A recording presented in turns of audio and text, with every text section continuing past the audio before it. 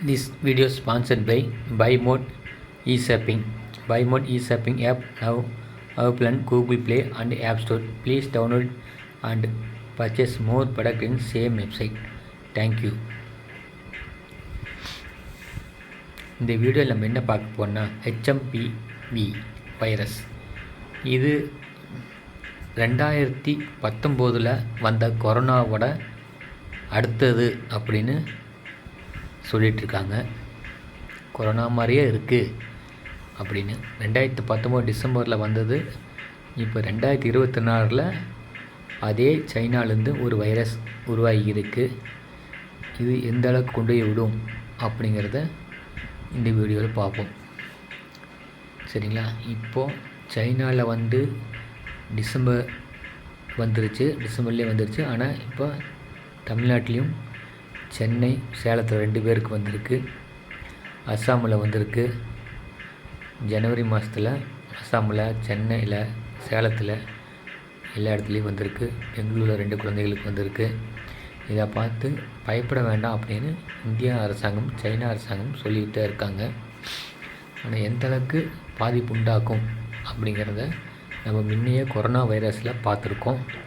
அதனால் நம்ம சேஃப்டியாக தான் இருக்க வேண்டும் கண்டிப்பாக. ஏன்னா அது கொரோனாவோட தாக்கத்தை அதே மாதிரி காமிக்குது. மூச்சு திணறல், சளி, தும்பல். ஆனால் HMP வைரஸுங்கிறது ஆல்ரெடி நம்ம பார்த்த வைரஸ் தான், பயப்பட தேவையில்லை அப்படின்னு அரசாங்கம் சொன்னாலும் நம்மளுக்கு பாதுகாப்பாக தான் பத்திரமா பார்த்துக்கணும். யாரும் முகக்கவசம் இல்லாமல் வெளியே போக வேண்டாம். பாருங்கள், ஏப்ரல் 2023 சைனாவில் ஆரம்பிச்சிருக்கு இது மாதிரி ஏதோ மர்ம காய்ச்சல் வர்றது அப்படிங்கிற மாதிரி. ஆனால் அதையே வெளியே சொல்லவே இல்லை, அப்படியே வச்சு மூடி மறைச்சிட்டாங்க. ஏப்ரல் 22 ஃபஸ்ட்டு ஸ்டார்டிங் ஆகிருக்கு அது ஒரு இடத்துல. அதையும் மூடி மறைச்சாங்க, சும்மா சாதாரண காய்ச்சல் தான் அப்படின்னு. இப்போது ஒவ்வொன்றா ஒத்துக்கிட்டு வந்துக்கிட்டு இருக்காங்க. இதே மாதிரி 2019 பண்ணாங்க. 1 லட்சம் காய்ச்சல் அப்படி இப்படின்னு சொல்லி ஏமாற்றினாங்க. இப்போ அதே தான் பண்ணுறாங்க. கொஞ்சம் அவேர்னஸோட இருக்க வேண்டியது நம்மளோட உரிமை. வெளியே போகும்போது எல்லோரும் முகக்கவசம் அணிஞ்சு தான் போகணும். சரிங்களா? நம்ம பெரியாரை பற்றி சீமானன் சொன்னது கரெக்டு தான் அப்படின்னு அண்ணாமலை அவர்கள் சொல்லியிருக்காங்க.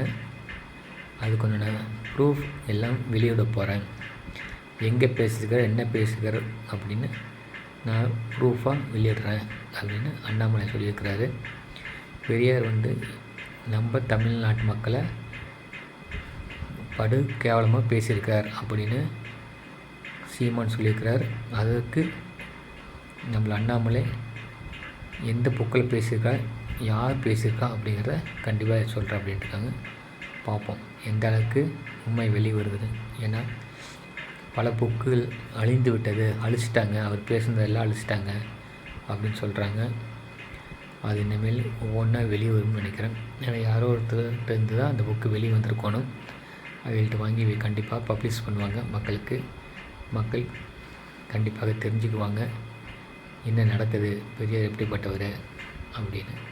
அதனால் பெரியார்கிட்டேருந்து நல்லதை கற்றுக்கலாம், சில தவறான விஷயம் இருக்குது.